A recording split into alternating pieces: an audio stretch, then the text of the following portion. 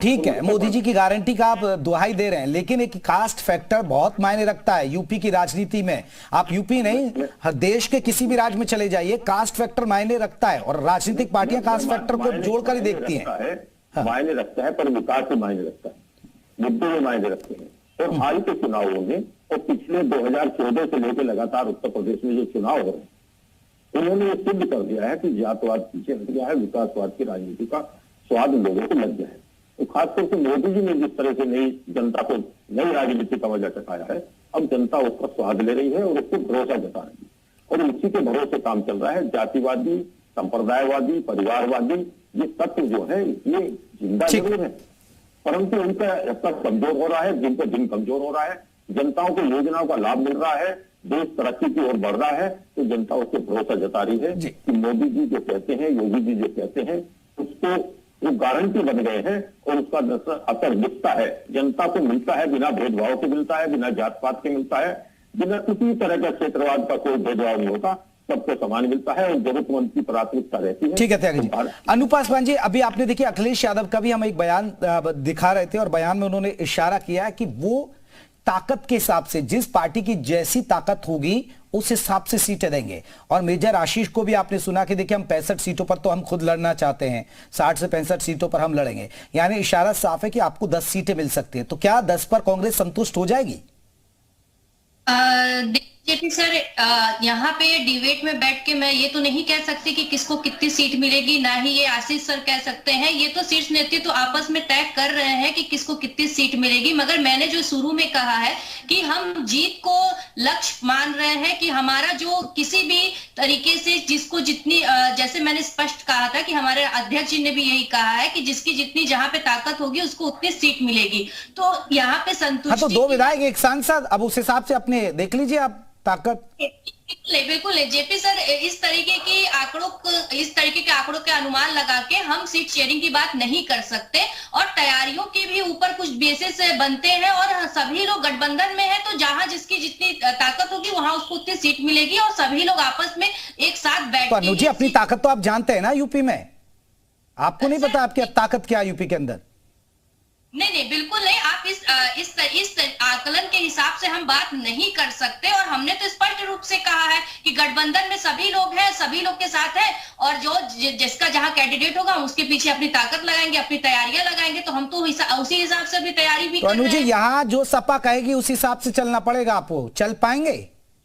नहीं, बिल्कुल नहीं। जेपी सर देखिए, एक बात बहुत स्पष्ट है कि गठबंधन सब लोग साथ चलते हैं, कोई किसी को निर्देशित नहीं कर सकता, ना कोई किसी को आदेशित कर सकता। और इतना अनुज जी, शायद आप भूल गए हैं, मध्य प्रदेश में आपने इनकी पीठ पर छुरा घोंपा था, ये मैं नहीं कहा, समाजवादी पार्टी के नेता कहते रहे। एक छोड़ा डॉक्टर संदीप, अगर समाजवादी पार्टी का रवैया थोड़ा नर्म होता है, बड़ा दिल दिखा देती है समाजवादी पार्टी, और अगर एंट्री बीएसपी की हो जाती है, तो आपको नहीं लग रहा है कि ये पेच और बहुत मुश्किल भरा होगा सीट शेयरिंग का बीएसपी की एंट्री के बाद? नहीं, इंडी गठबंधन में देखिए अभी तो मुझे लगता है कि सारी चीजें मुश्किल में ही दिख रही हैं, जब तक ये तय नहीं हो पाता है कि भाई कौन कहां से लड़ेगा। और बीएसपी के आने के बाद तो वो पूरी तरीके से चेंज हो जाएगा मामला।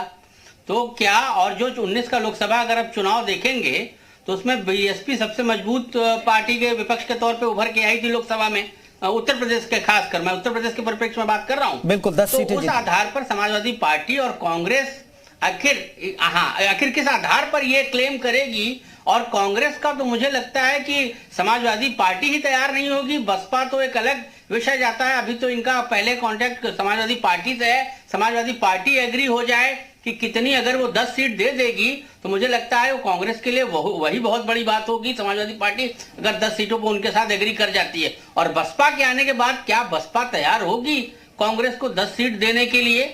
तो ये सारे आंकड़े देखिए, जब तक आप जमीनी हकीकत को नहीं समझेंगे जयप्रकाश जी, मुझे नहीं लगता है कि कांग्रेस सिर्फ ये बयान देकर ये कहना चाहती है कि नहीं वो उत्तर प्रदेश में बहुत अच्छा करना चाहती है, लेकिन जमीनी जब तक उनके पास कार्यकर्ता नहीं है, उनके कर्मठ एक तरीके से जो कार्यकर्ता है वो नहीं मिल पाएंगे, तो आप वोट कहां से कन्वर्ट करेंगे? तो इस आधार पर समाजवादी पार्टी का जो दावा है वो बेहद मजबूत है और वो जो कहेगी कमांडिंग पोजीशन में अगर कोई उत्तर प्रदेश में होगा इंडी गठबंधन में तो समाजवादी पार्टी होगी। समाजवादी पार्टी के पीछे उसका एक लक्ष्य है, उसके कार्यकर्ता हैं, और उसके बाद अगर कोई पार्टी बन के उभर के आती है तो बहुजन समाज पार्टी है। क्योंकि बहुजन समाजवादी पार्टी का भी अपना वोट शेयर है, तो उस आधार पर इन दोनों पार्टियों के बीच ये तय होगा कि मैक्सिमम सीटों पर बसपा, और अगर समाजवादी पार्टी चुनाव लड़ती है तो कांग्रेस और आरएलडी का अपने आप उस जगह पे जनाधार और सीटों को लेकर जो मामले जो क्लेम किए जा रहे हैं वो अपने आप घट जाएंगे। तो मुझे लगता है कि एनडीए को अगर इनको कहीं से चुनौती देनी है तो उसके लिए बसपा को इनको उत्तर प्रदेश में अपने साथ शामिल करना होगा, तभी ये एनडीए गठबंधन को चुनौती दे पाएंगे।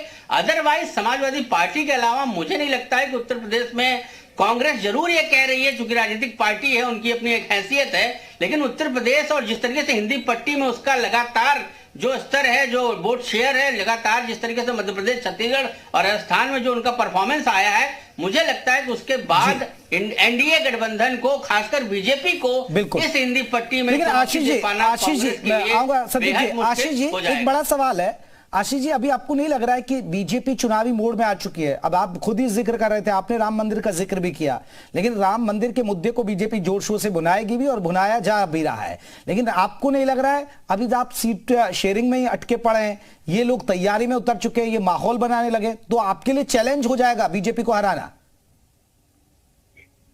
देखिए, व्यक्तिगत रूप से जो पार्टी के होने वाले प्रत्याशी हैं उनको लगभग बता दिया जा चुका है, तो वो लोग अपनी निजी तैयारी जो है वो तो चल ही रही है। पार्टी अपने जो स्तर पे है, मतलब अभी कैंपेनिंग उससे पार्टी के तौर पे नहीं हो रही, लेकिन इंडिविजुअल्स के तौर पे तो जो कैंडिडेट है उनको बता दिया गया है, लगभग बता दिया गया है।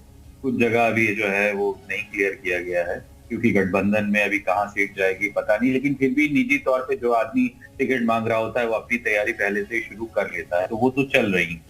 जहां तक रहा सवाल, अगर जो अभी आपने बताया कि अखिलेश जी ने कहा है कि हम दे सकते हैं, अगर ऐसा होगा तो आप ये देखिए कि भारतीय जनता पार्टी जहां जीती है उसको लगभग मेरे ख्याल 35 या 36% वोट मिला है, यानी 64% वोट जो है उसके अगेंस्ट गया है।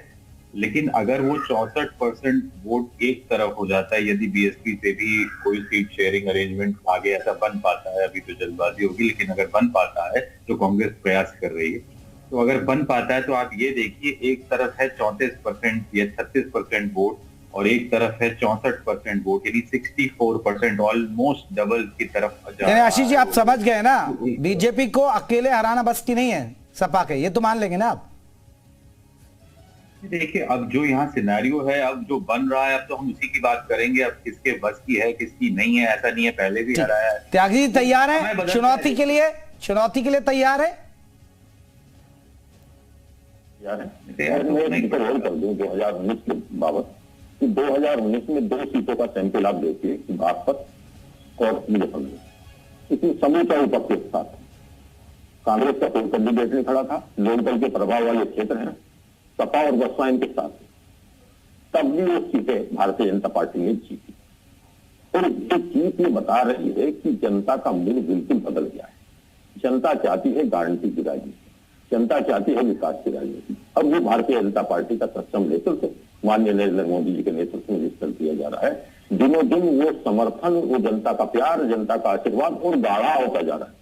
तो ऐसे में हमें नहीं लगता कि ये जो गठबंधन का जो शोषेबाजी और ये ड्रामेबाजी और ये नोटंकी चल रही है कि उस दिन वार्ता कर ली, उसने ये कर दिया, उसने सीट दे दी, इससे कोई ज्यादा फर्क नहीं पड़ने वाला।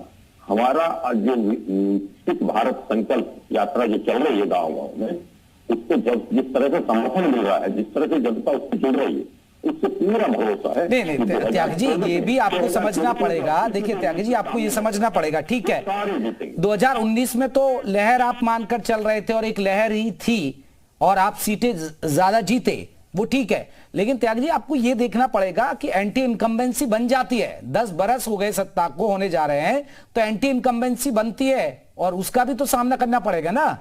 बिल्कुल इतनी लहर या तूफान या सुनामी नहीं है इतनी बीजेपी की। मैं इस बात को स्वीकार रहा हूँ कि भारतीय जनता पार्टी का सक्षम नेतृत्व इस चुनौती को स्वीकार रहा है, कार्यकर्ता उसके लिए तैयार है। और जो बातें आप कह रहे हो, अब ये चीजें नहीं है, अब जन सत्ता के पक्ष में लहर होगी, सत्ता के कामों के पक्ष में लहर होगी। मोदी जी के सक्षम नेतृत्व में और उनकी गारंटी जो कहते हैं वो करते हैं, कर दिखाते हैं, उसके पक्ष में गारंटी होगी। जो परिवारवादी और जो जातिवादी और जो संप्रदायवादी तत्व थे और जो देश को भटकाने में और लड़ाने में लगे रहे, उनको जनता सिरे से नकार रही है। आप 2014 के बाद से राजनीति का परिदृश्य देखें, उत्तर प्रदेश का परिदृश्य देखें कि परिवारवादी की सिरमौर पार्टी कांग्रेस यहां से आउट हो चुकी है। उत्तर प्रदेश में की जनता ने कांग्रेस मुक्त उत्तर प्रदेश बनाने का सक्षम फैसला ले लिया है। ठीक है।